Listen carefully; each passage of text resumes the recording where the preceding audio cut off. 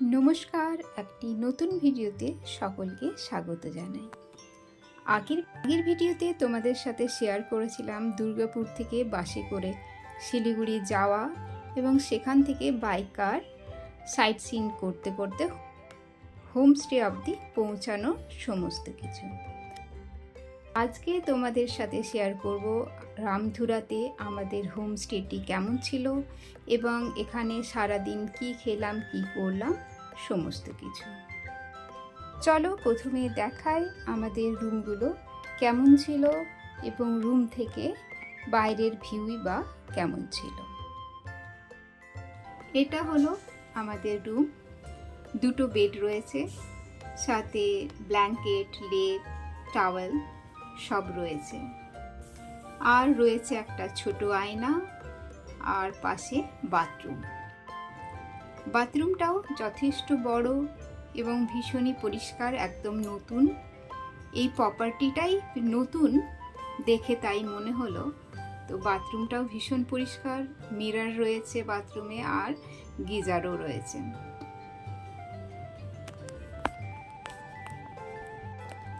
রুমগুলো একটু ছোট হলেও পরিষ্কার পরিচ্ছন্ন, ভালো, যথেষ্ট ভালো।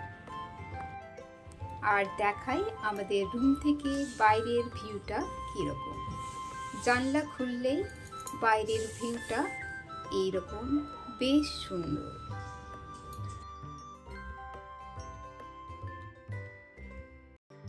রুমের বাইরে বারান্দায় নানান ছোট ছোট সুন্দর সুন্দর গাছ লাগানো রয়েছে, যেগুলি হোমস্টের সৌন্দর্য আরও অনেক গুণ বাড়িয়ে তুলেছে।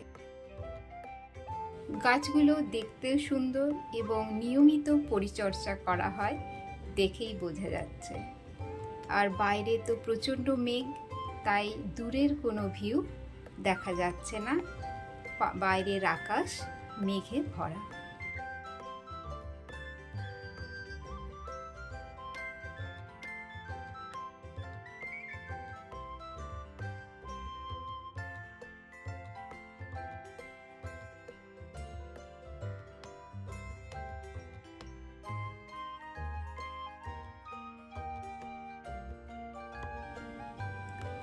আমরা 3টি পরিবার ঘুরতে গেছিলাম। আমাদের রুমটাতেও দেখালাম। এটা হলো আরেকজনের রুম। এদের রুম থেকেও বাইরের ভিউ খুব সুন্দর, কিন্তু আজকে যেহেতু বাইরে প্রচণ্ড মেঘ, তাই বাইরের ভিউ দেখা যাচ্ছে না সেভাবে।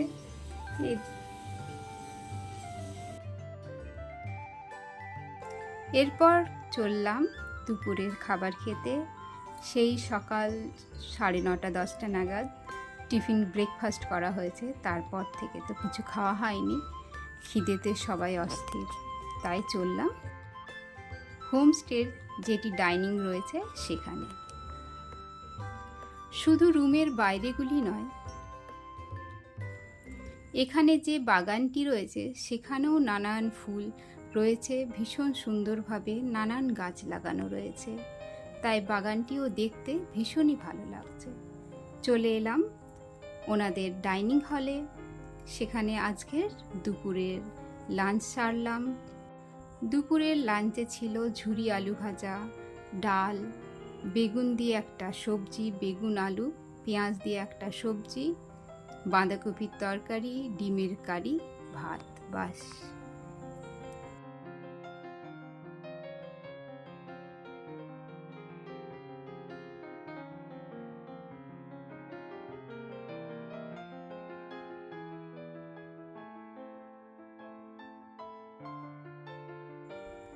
খাওয়ার পরে রুমে না গিয়ে এদিক ওই দিকটা ঘুরে দেখছিলাম, কারণ রেস্ট তো করা হয়, ঘুরতে এসছি যখন তখন ভালো করে চারদিকটা দেখব। ঘুরতেই সামনে চোখে পড়লো একটা গাছ।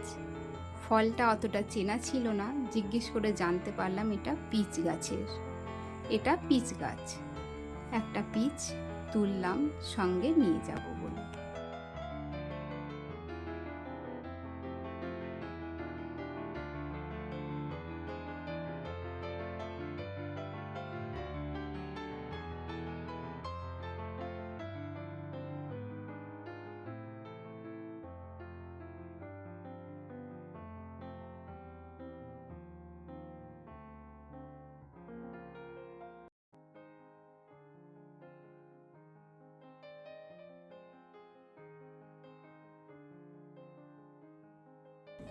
এই যে জায়গাটা দেখছো, এখানে অনেকে বনফায়ার করে আর কাঠের বেঞ্চ বানানো আছে, এখানে বসে প্রকৃতিকে উপভোগ করতে পারো।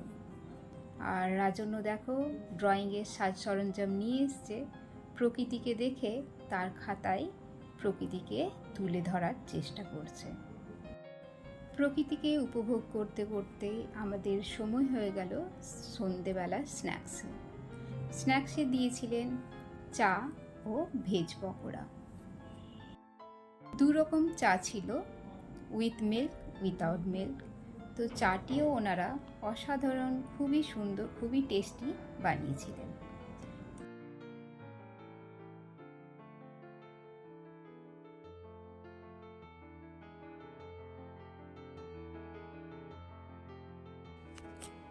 চুপ করে পাহাড়ের নিস্তব্ধতাকে উপভোগ করছিলাম।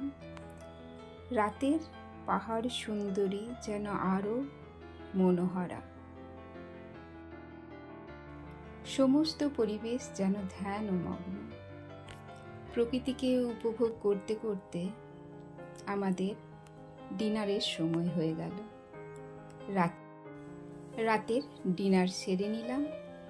আজকের মতো ভিডিওটি এখানেই শেষ করলাম। কেমন লাগলো ভিডিওটি জানালে ভালো লাগবে।